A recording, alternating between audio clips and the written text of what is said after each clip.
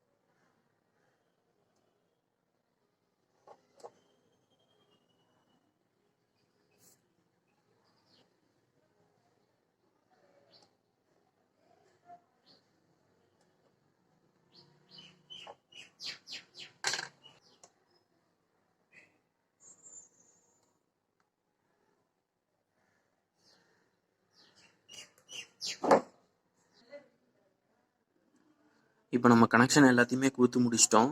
நம்ம இந்த சர்க்யூட் வந்து எப்படி வேலை செய்யுது அப்படின்றத நம்ம இப்போ பார்ப்போம். இப்போ பார்த்தீங்க அப்படின்னா உங்களுக்கு தெரியும், இதுதான் வந்து இன்புட்டு.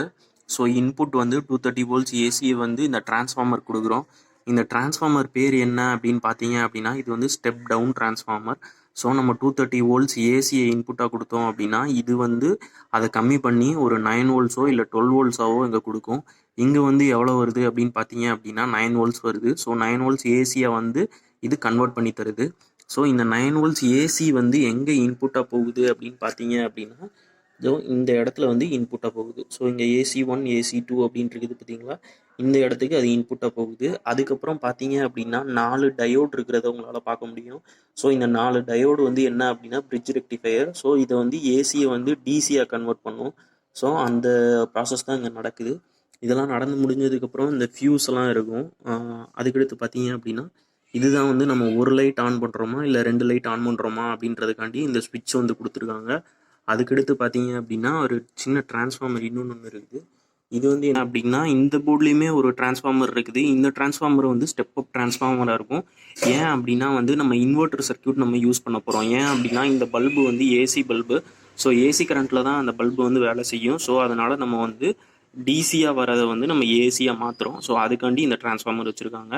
ஸோ அந்த டிரான்ஸ்ஃபார்மர்லேருந்து என்ன ஆகும் அப்படின்னா வந்து டேரெக்டாக வந்து சப்ளை போகும் பல்புக்கு. அந்த பல்புக்கு போகிற சப்ளை பார்த்தீங்க அப்படின்னா இந்த பேட்டரிக்கு கீழே போய் இந்த இடத்துக்கு வருது பார்த்தீங்களா. ஸோ இந்த இடத்துல தான் அந்த ஏசி சப்ளை வந்து பேட்டரிக்கு பல்புக்கு வந்து போகுது. அவ்வளோதாங்க, அசம்பிளி எல்லாம் முடிஞ்சு. ஸோ இதை நான் திருப்பியும் அதே இடத்துல ஃபிட் பண்ணிவிட்டு நான் உங்களுக்கு ஆன் பண்ணி காமிக்கிறேன்.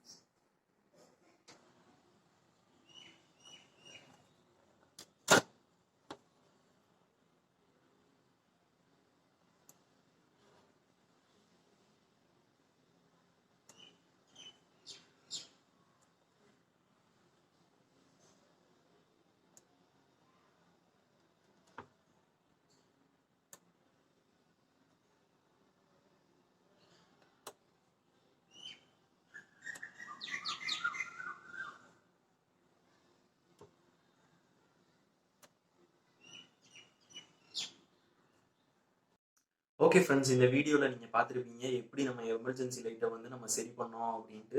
இந்த மாதிரி சின்ன சின்ன இதில் நான் என்னென்ன சேஞ்ச் பண்ணேன் அப்படின்னு பார்த்தீங்க அப்படின்னா, ஒரு பேட்டரி ஒன்று புதுசாக வாங்கினேன். அதுக்கப்புறம் ஒரு பவர் கார்டு ஒன்று வாங்கினேன். 2 மட்டும் தான் வாங்கினேன். 2 மட்டும் தான் நான் வாங்கினேன். அந்த பேட்டரியோட காஸ்ட் வந்து 400 ருபீஸ் வந்துச்சு. பவர் கார்டோட காஸ்ட் வந்து 60 ருபீஸ் வந்துச்சு. அதுவுமே நான் குவாலிட்டியான பவர் கார்டு வாங்கினால தான் 60 ருபீஸ். அப்படி இல்லை அப்படின்னா இன்னமும் கம்மியாக தான் வரும். இந்த மாதிரி சின்ன சின்ன பிரச்சனை எல்லாமே நம்ம வெளியே கொண்டு போய் கொடுக்காம நம்மளே சரி பண்ணிக்கிட்டோம் அப்படின்னா ரேட்லாம் வந்து ரொம்ப கம்மியாக தான் இருக்கும். ஸோ இந்த வீடியோ உங்களுக்கு பிடிச்சிருந்துச்சு அப்படின்னா மறக்காமல் ஒரு லைக் பண்ணுங்கள். அதுக்கப்புறம் சப்ஸ்கிரைப் பண்ணிவிட்டு கமெண்ட்டும் பண்ணுங்கள். வேறு ஏதாச்சும் உங்களுக்கு இந்த மாதிரி பண்ணணும் அப்படின்னா அதை கூட நீங்கள் கமெண்ட்ஸில் சொல்லுங்கள். நான் வந்து அந்த வீடியோவை நான் எடுத்து நான் உங்களுக்கு வந்து போஸ்ட் பண்ணுறேன். நன்றி.